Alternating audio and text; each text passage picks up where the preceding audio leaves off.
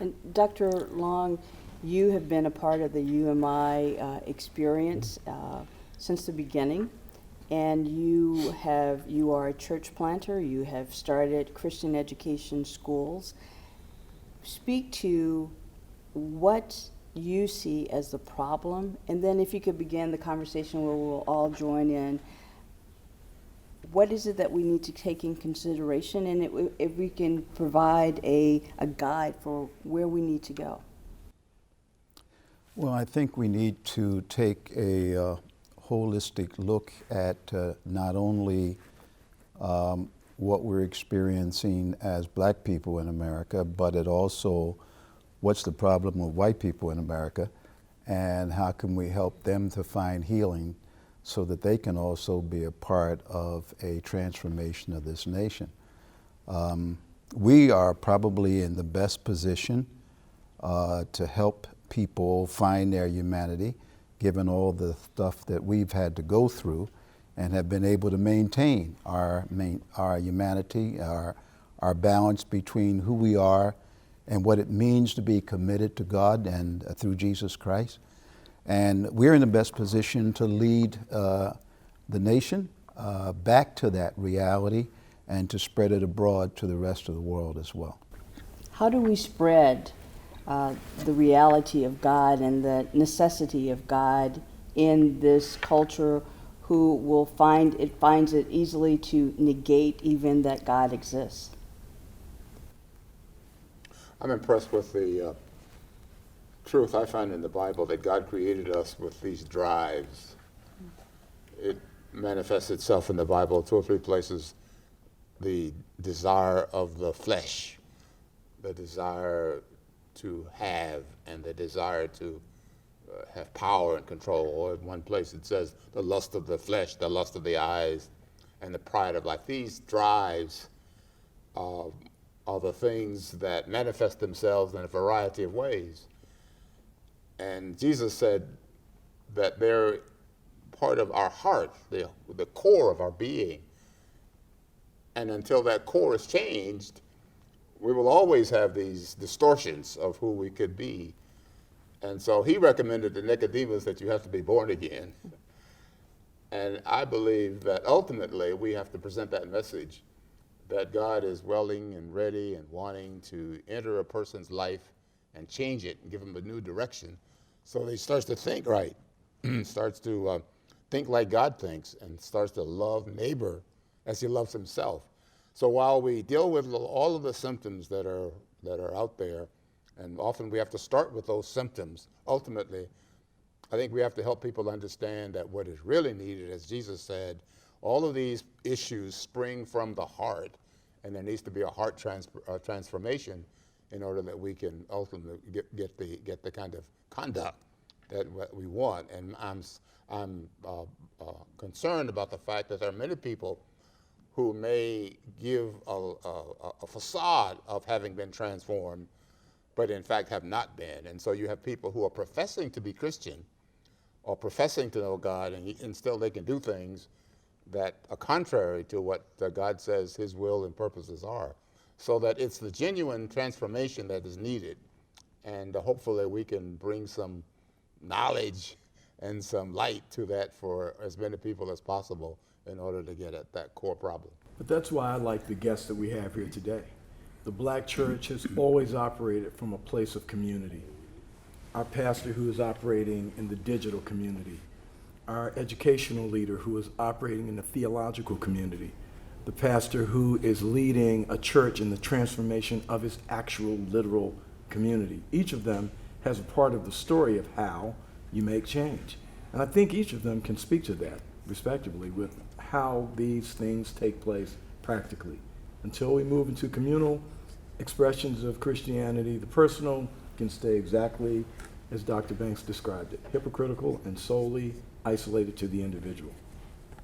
And it's nothing new, and I appreciate what Dr. Banks stated in terms of the drives that we have, and you raised the question about in this age of where some people don't even believe in God, but it was the same when you look biblically.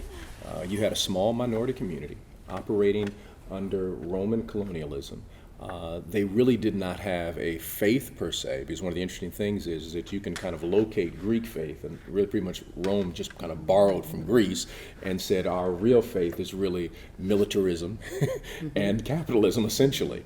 And we really just kind of have these gods as ornaments in our house, but we do not necessarily really pray to them. So you had a minority community, and here is this person who is this radical rebel in this minority community, where people don't necessarily recognize the sacredness of the Torah at all. This is something that is considered to be heresy in a global empire, and they start a movement. They start a movement by creating community. They start a movement by telling stories. They start a movement by creating an egalitarian ethic among people. And I believe that the church, in the context that I see it, in the black context, is one that does the same thing. It's a radical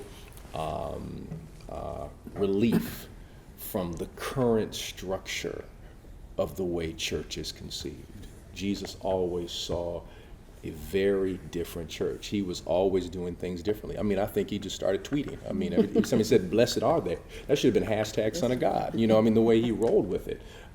He was always utilizing ways to communicate that were very unique. So instead of being like a Pharisee in communication, he says, "All right, gather here, all you all. I'm going to tell you a story. Please repeat that story. Post that in Judea. And post that over in this section of Samaria. But you'll use your mouth and your voice as a means of communication, just as the world was brought into being through speech. You will bring a new movement into being through speech."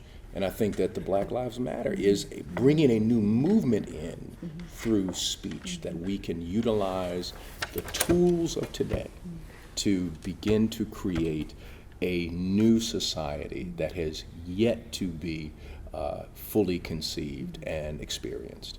I think one of my favorite lines from the movie one of the movies starring Vince Vaughn, and it's related to Google. And one of my favorite lines in that movie is, "Everybody's searching for something." And I think that's what, when you talk about the Jesus movement in the first century, you talk about where we are in the 21st century, people are searching for something.